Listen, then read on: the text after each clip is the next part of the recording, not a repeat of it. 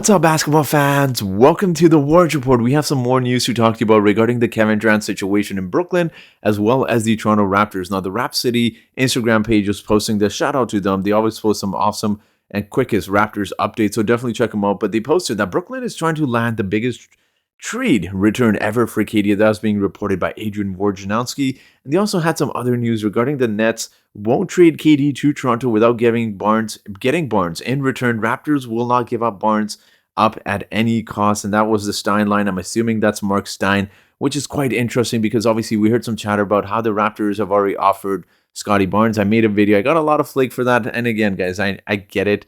I questioned that source. If you watch even 2 minutes into that video, I said, I don't know how legitimate this is. I was just reporting what I see. I don't have any insider information.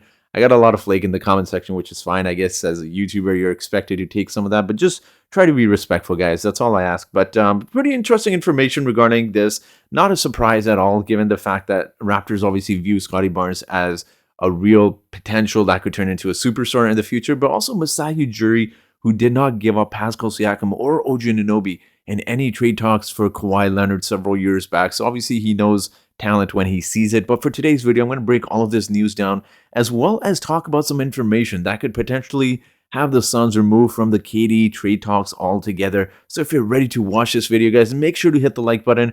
Let's try to get these subscribers up a little bit as well. So if you want to hit the subscribe button as well, that'd be very much appreciated. Let's try to get to 200 likes for this video. And as you guys know, I do like to give out shout outs on my channel. And for today's video, the shout out goes out to Ayton Gurn. Ayton, thank you so much for supporting this channel. To your likes and comments, it is very much appreciated. Now let's talk about the report that came out that Raptors are unwilling to part with Scottie Barnes to acquire Kevin Durant. This was by NBA Central on Twitter, obviously a very legitimate source for those of you obviously wanted. I'm going to read this quickly article for you guys here. The Raptors are the most obvious team fitting that description, wrote Jake Fisher of Bleacher Report. For Toronto to land DeAndre Ayton, the Raptors would need to sacrifice valuable players or picks in a sign and trade that could be used for Durant instead. Of important note regarding Toronto, multiple sources with knowledge of the situation say the Raptors are unwilling to part with reigning Rookie of the Year Scottie Barnes, which makes a lot of sense when you really think about it.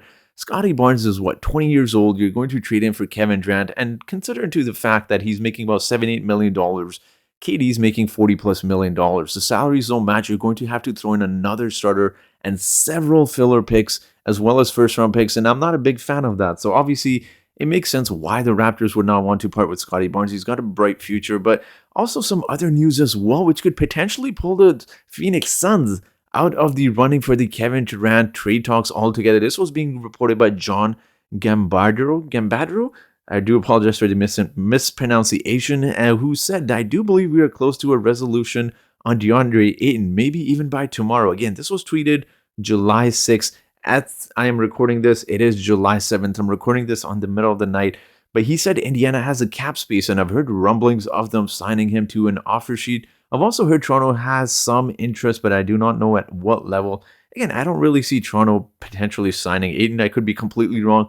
We wake up several hours later tomorrow morning, and we maybe get news that the Raptors have signed DeAndre Ayton to an offer sheet, but I could definitely see the Pacers taking that, and this is really going to hurt the Suns' chances of trying to trade for KD, because you're going to either have to match an offer for DeAndre Ayton, or you're going to have to sign and trade DeAndre Ayton to the Pacers, which I could see maybe a Miles Turner situation happening, maybe one more piece, but again, it doesn't necessarily give you the pieces to ultimately shift those pieces to the Brooklyn Nets in a trade for KD, so this is going to really hurt the Suns' chances, because they're going to have to overpay, it seems like, for DeAndre Ayton, who they didn't want to pay to begin with. And again, even if they do a sign and trade, it's very unlikely to get a significant piece back from the Pacers. They're obviously not getting Tyrese there, but quite interesting information, which really favors the Raptors moving forward, because they are one of the few teams that are actually trying to trade for Kevin Durant. And when we talk about different contending teams, Miami Heat have touched this several times. Tyler Hero, Duncan Robinson, like, you have nothing to offer there for Kevin Durant. Obviously, the Phoenix Suns don't really have the pieces that the Toronto Raptors have.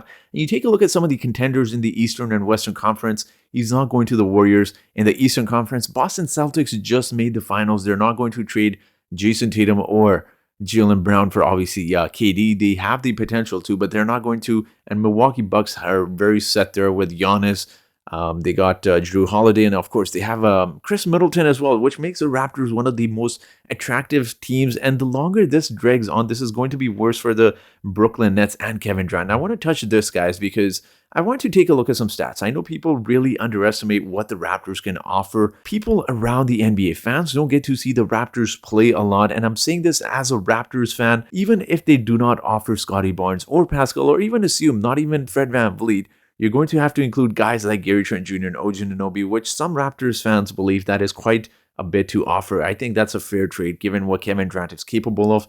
He's a potentially top 5 player in the NBA, but I want to quickly touch on this stat here. So this is for players ranked in the NBA, 25 and under, that are averaging at least 17 points per game. I wanted to cross the rankings out because they're overall, but in terms of 25 and under, Gary Trent Jr. is ranked 16th in the entire NBA, averaging 18.3 points. OG Anunoby, 24th in the NBA, averaging 17.1 points. Now, again, we do have to remember, these guys were often third, fourth, fifth options on many nights. This was not the case of them being the second or third option. The Raptors have a lot of depth in their starting five with Pascal Siakam, Gary Trent Jr., Scottie Barnes, who is obviously having an amazing year, and then Fred VanVleet as well. So Pascal, Fred took turns being that number 1 and 2 option. Then it was whoever's guess if Gary's hot, if OG's hot, if Scottie is going. So these guys were averaging this while being the third, fourth, and fifth options, which is quite impressive. But I want to take a deeper dive into some of these stats. When you take a look at players that are 25 and under, that are shooting at the very least 36% from the three-point line, this is the list of players you get in the entire NBA. You can see where Gary Trent Jr. is ranked there. He's 6th in the NBA, under 25 years old. That's averaging that many points and shooting 36 plus points, 36% plus from the three-point line. Now, why do I use this 36 plus percentage? Because the Brooklyn Nets have Ben Simmons, and they obviously need to surround him with shooters, and that would be an excellent team when you think about it, logically speaking. Ben Simmons, for all of the hatred he has received, he's going to be perfect with OG Anunoby and Gary Trent Jr., who are excellent three-point shooters. And I want to bring that chart back for a second because I want to highlight the fact that DeAndre Ayton shouldn't even be there. He's shot, 0.3 three-pointers per game, which is nothing. So technically, OG can be a little bit higher on the list, but those are going to be really good players, and they're doing it on high volume shooting as well. They're not just taking 1 3-pointers a game. Gary Trent Jr. is shooting nearly 8 threes a game. OG Anunoby is shooting nearly 7 threes a game. So they're doing it on really good efficiency. And you obviously have Nicholas Claxton as well there. So they would have a really good roster. I know Nets fans believe that if there's no Scottie, you're not getting Kevin Durant. But take a look around the NBA, guys. Like, it's the longer the Brooklyn Nets hold on to Kevin Durant, the worse it's going to get. He's going to be 34 coming into next season. He's had injury issues. You continue to play him throughout the season. If he gets injured, there goes your trade offers. Like, you don't have the trade. You don't hold the value of trading Kevin Durant, and all of a sudden he's injured. There's questions around his injuries. And throw in the fact that Kyrie Irving is a free agent next season. So if Kyrie gets moved, like, that situation just gets worse and worse the longer you hold on to an aging Kevin Durant. He's still a really good player, and obviously I would love to have him on the Raptors, but for the right piece. And what the Brooklyn Nets are currently trying to do is the same thing that 76ers did with Ben Simmons, except the fact that Daryl Morey just skyrocketed the price and then he came lower, which makes sense because a lot of people don't understand this new way of negotiating. Like, if you ask for $100 million, let's use this for example. I'm asking you guys for $100 million. I can come down to 40, I can come down to 30, I can come down to 20. Ultimately, let's say I get $5 million. That's still a win for me. But if you start the trade talks in terms of what you want, you start at $10 million, maybe you get $1 million. So I know why the Brooklyn Nets are doing this. You start off high and then you negotiate slowly down, but that doesn't really benefit them because Kevin Durant is aging. He's got injury issues. You start with him, he gets injured. That's a bad look on Brooklyn Nets. Kyrie can get traded this offseason as well. There's some chatter about the Spurs being involved there, and they could potentially take on Westbrook's contract, and Kyrie could get moved to the Lakers. Again, I don't know how legitimate those sources are. I'm seeing it online, but quite interesting what the situation is becoming. And to be honest, as a Raptors fan, I'm getting exhausted because I'm waking up in the middle of the night. I'm checking my phone every 2-3 hours. I'm not getting proper night's sleep, as I'm sure many of you guys are in the same boat, because I'm trying to think of which players can be moved from the Raptors if we're getting Kevin Durant. Obviously, I would love to have him. I've talked about him several times in my last several videos. He'd be a great addition to the Raptors offense, which really struggles to produce points. But again, we'll leave the We'll leave those discussions for another day, but I do want to hear from you guys. What do you think of these trade talks? Do you think the Raptors should still continue to pursue Kevin Durant?